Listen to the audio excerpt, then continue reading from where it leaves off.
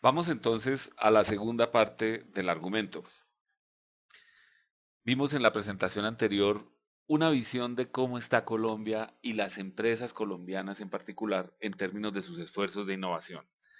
Si el tema es empresarial, entonces las decisiones son empresariales y estamos hablando de innovación y estrategia. ¿Qué podemos decir a este respecto? Primero pensemos en estrategia. Hay una pregunta fundamental en el tema de estrategia y es, ¿qué significa ganar? ¿Cuál es mi objetivo? Cuando yo esté parado en el año 2020 o 2025 y diga, mi empresa se metió en este juego y ganó, ¿cómo definimos ganar? Si no pensamos en eso ahora, no podremos haber ganado el juego para el año 2020. Pregunta fundamental, ¿qué significa ganar? Y para abordar esa pregunta es necesario meterse en otros dos temas también. Hay que pensar en dónde vamos a competir. ¿Dónde se refiere al espacio donde nos vamos a encontrar con los competidores? Estamos hablando de cuáles segmentos, cuáles demografías, cuáles geografías, cuáles tecnologías. ¿Dónde? ¿Dónde están esos consumidores que voy a conquistar y se los voy a quitar a una competencia? Y la segunda pregunta es ¿cómo? ¿Verdad? ¿Cómo les voy a ganar? ¿A través de cuál propuesta de valor? Cuando uno combina sus respuestas a estas preguntas, ¿dónde y cómo? Tiene propuestas de valor concretas para espacios de competencia concretos. Esas son las preguntas fundamentales de las cuales sale todo el planteamiento y toda la discusión de estrategia para cualquier empresa. Ahora, si tomamos esas preguntas básicas, ¿dónde y cómo? Y nos imaginamos este gráfico, ¿cierto? Entonces tenemos que hay unas dimensiones de dónde y cómo que existen hoy. Hay unas dimensiones que están relacionadas con el presente. Y luego hay unas dimensiones que son nuevas, unas dimensiones que no hemos explorado, no hemos estado allí, no lo hemos hecho. Primer punto entonces es este este indicador donde está la señal de pregunta aquí, esta área cercana al origen de los dos ejes. Cuando estamos ahí parados, la pregunta es, ¿estamos haciendo estrategia? Allí, cerca del origen, ¿estamos haciendo estrategia? Mi respuesta sería que no. Un gerente que está parado allí y le dedica el 100% de su tiempo a esto, lo que está haciendo es administrar el presente. Pero eso no es estrategia, el presente está jugado, ¿verdad? Lo que una empresa necesita de un gerente es una responsabilidad respecto a cómo vamos a hacer para ganar el juego dentro de 5 años. La responsabilidad fundamental de un gerente es esa. Y para poder responder a esa pregunta, el gerente tiene que abordar otras áreas en este gráfico. Tiene que buscar nuevas respuestas a la pregunta ¿dónde? Y nuevas respuestas a la pregunta ¿cómo? Nuevos segmentos, geografías, tecnologías y nuevas propuestas de valor que va a estar ofreciendo a esos consumidores en áreas que van a estar en este gráfico cada vez más distantes del eje. Y la manera de abordar esas preguntas, el camino que el gerente tiene que seguir para poder contestar esas preguntas desde el punto de vista estratégico se llama innovación. Innovación y generación de conocimiento. Sin eso no es posible abordar los dóndes y los cómo nuevos. La empresa tiene que desarrollar entonces unas capacidades para la innovación para poder responder estas preguntas. Hacer lo anterior es particularmente difícil. Todos lo sabemos.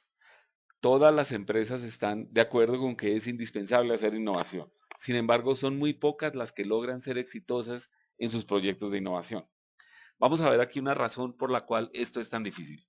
La gráfica está mostrando una versión del ciclo de producto de una empresa. En el eje vertical tenemos el desempeño de un producto nuevo y en el eje horizontal tenemos el tiempo.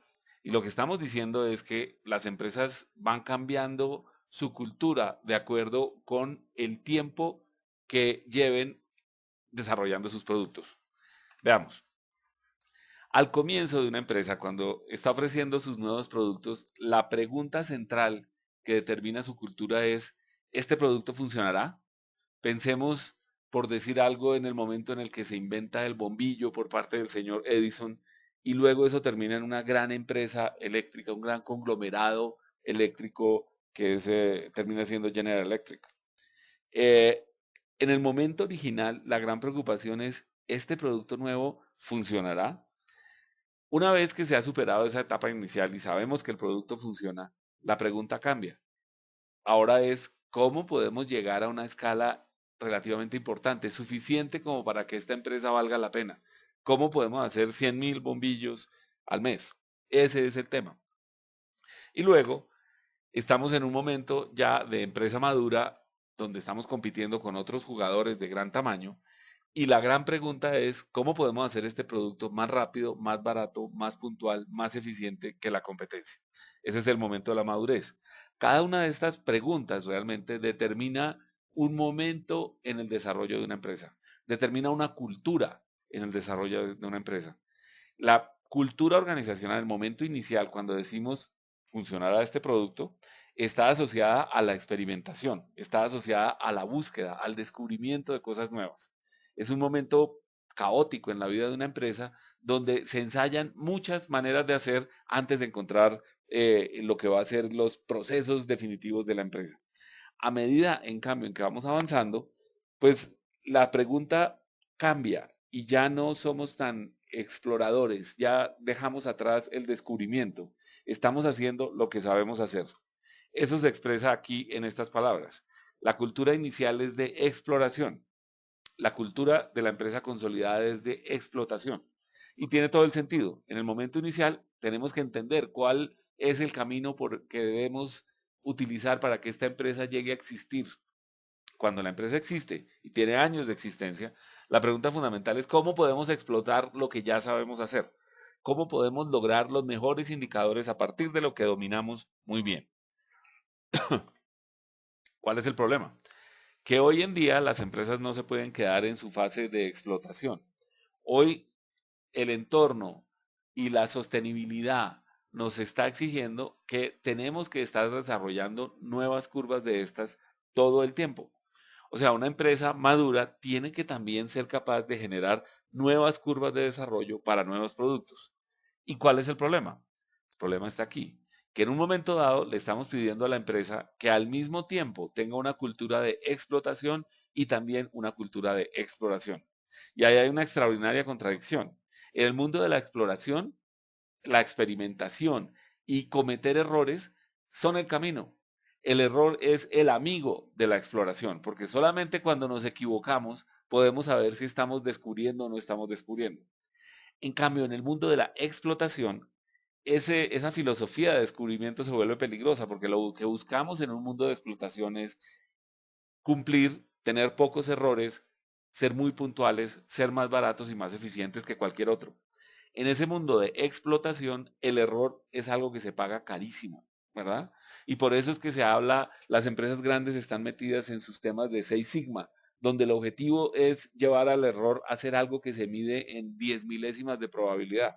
En el mundo de la explotación, el error es un enemigo absoluto. En el mundo de la exploración, el error es un amigo que nos permite progresar. Y hay una contradicción fundamental en las empresas grandes, en las empresas establecidas, respecto a estos dos temas. Es un dilema que es muy difícil superar y si no se resuelve, las empresas no logran entrar exitosamente en el mundo de la innovación y esta etapa de explotación llevaría inevitablemente a una etapa de declinación y desaparición eventualmente. Entonces estamos hablando de un dilema que es central para la existencia de las empresas. Es indispensable que una empresa grande aprenda a funcionar al mismo tiempo en el mundo de la explotación y el mundo de la exploración. Como vimos, es difícil y la cuestión se complica aún más todavía. ¿Por qué? Porque decimos que buscamos innovación, ¿cierto? Pero la innovación no es una sola. Hay múltiples maneras de innovar, como veíamos en la definición en la primera presentación. Podemos innovar en productos, servicios, modelos de negocio. Esta tabla que está aquí ilustra algunos de los tipos de innovación que pueden existir en diferentes tipos de empresas. Y esta tabla, diría yo, es un work in progress, es un trabajo que está avanzando. No está claro todavía una taxonomía de cuántos y cuáles tipos de innovación hay y cuál es el tipo de innovación que mi empresa debe perseguir en un momento del tiempo determinado. Esto es simplemente una construcción que nos permite ver la complejidad que puede tener el problema. De alguna manera, estamos acostumbrados a pensar en innovación como algo asociado a ciencia, tecnología, patentes en particular. Pero la verdad es que ese es un territorio limitado en términos de la innovación empresarial.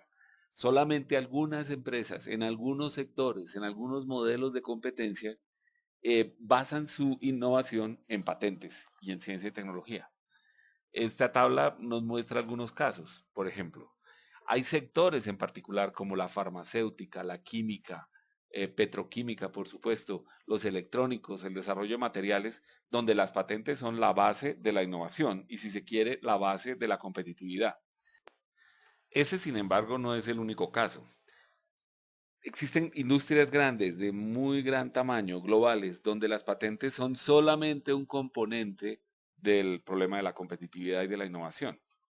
Ejemplo, industrias como automóviles y los bienes de consumo durable.